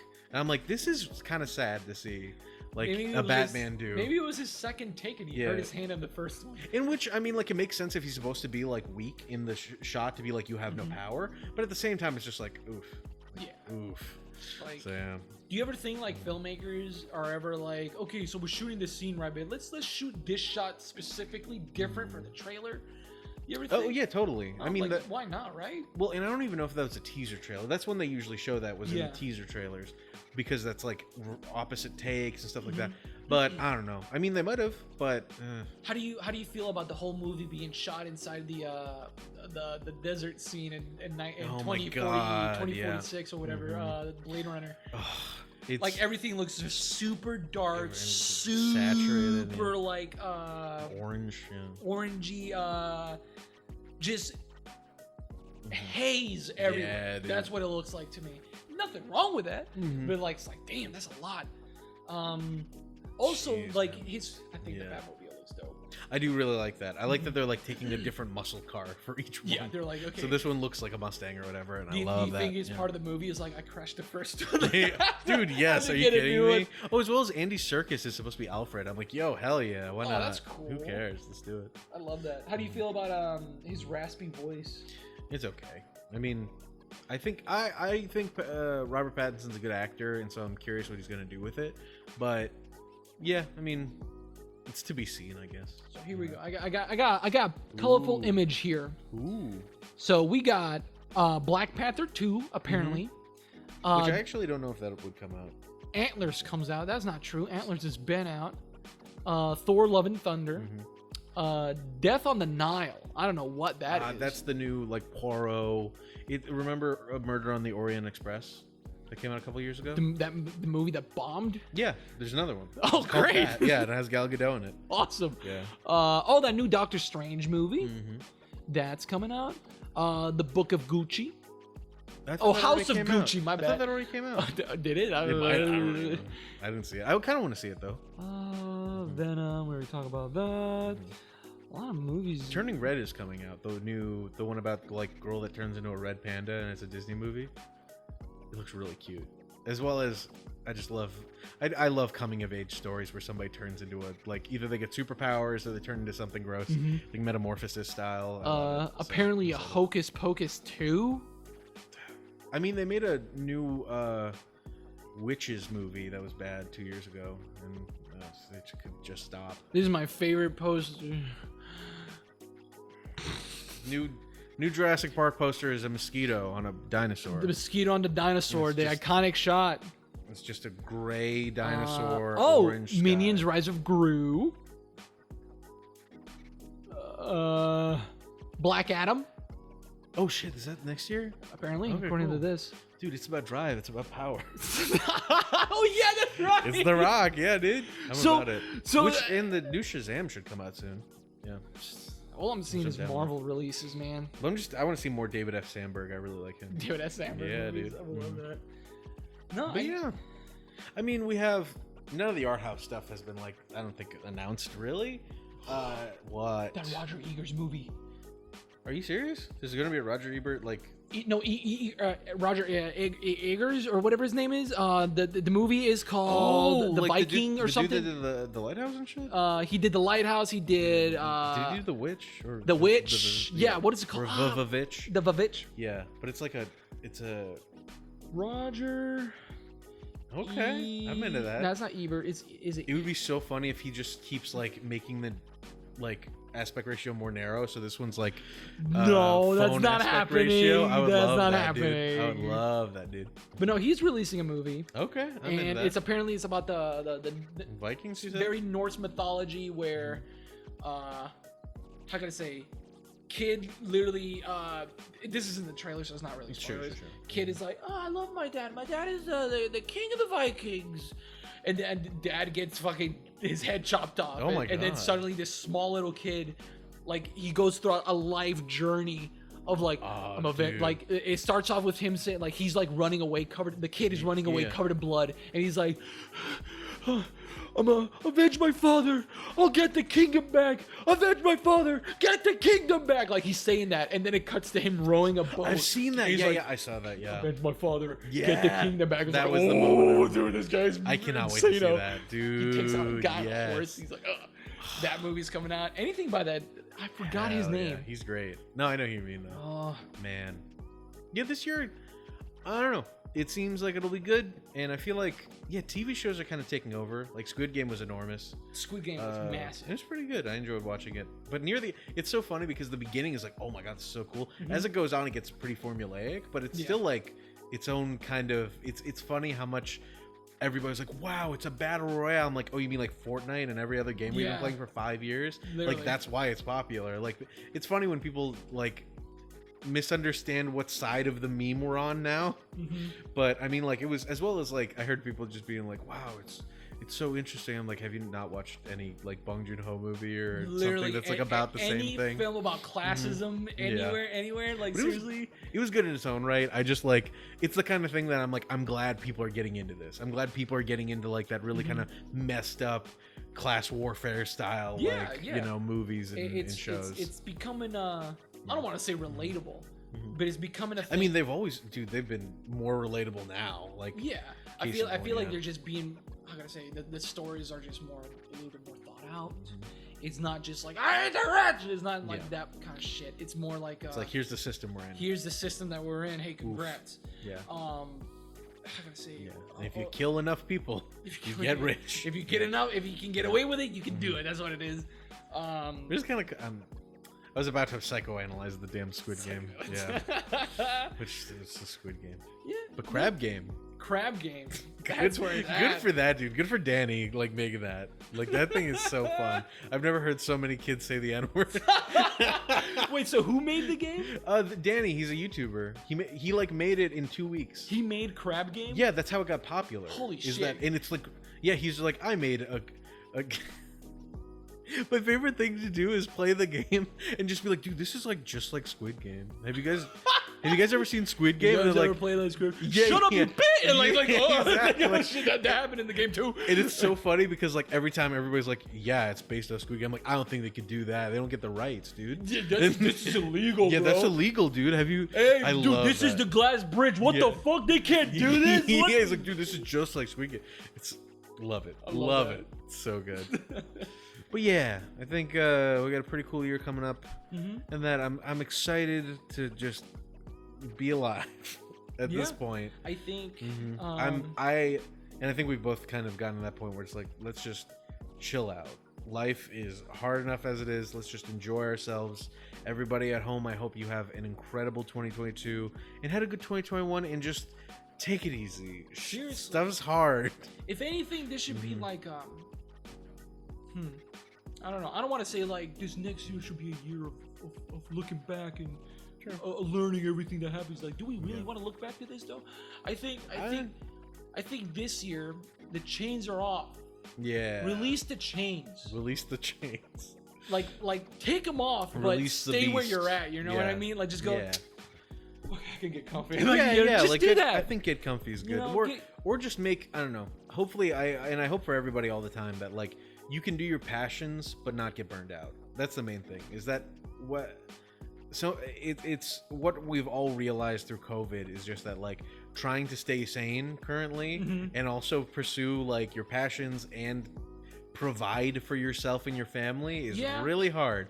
So I hope that you find a way that you can do everything you want to do, but still stay sane and stay happy and healthy. You know. And how can I say? In the words of Ice Cube, and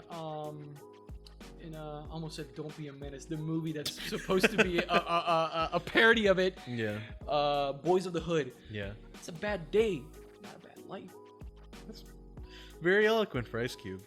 Yeah, I'm kidding. He's a genius. He's pretty eloquent. At least he's pretty epic. And then he dies in that movie. We said there were spoilers. Get shut the fuck up. But yeah, thank you guys for hanging out with us. I hope you had a good time listening to us for however long we'll edit this down to. And as always, Eat a shrimp. I used to say that for some reason. Eat a shrimp. I used to say eat a shrimp on the channel. Is it like a power move to eat something defenseless? Defenseless? Yeah, that's how food works. Cut the fucking cameras. Yeah.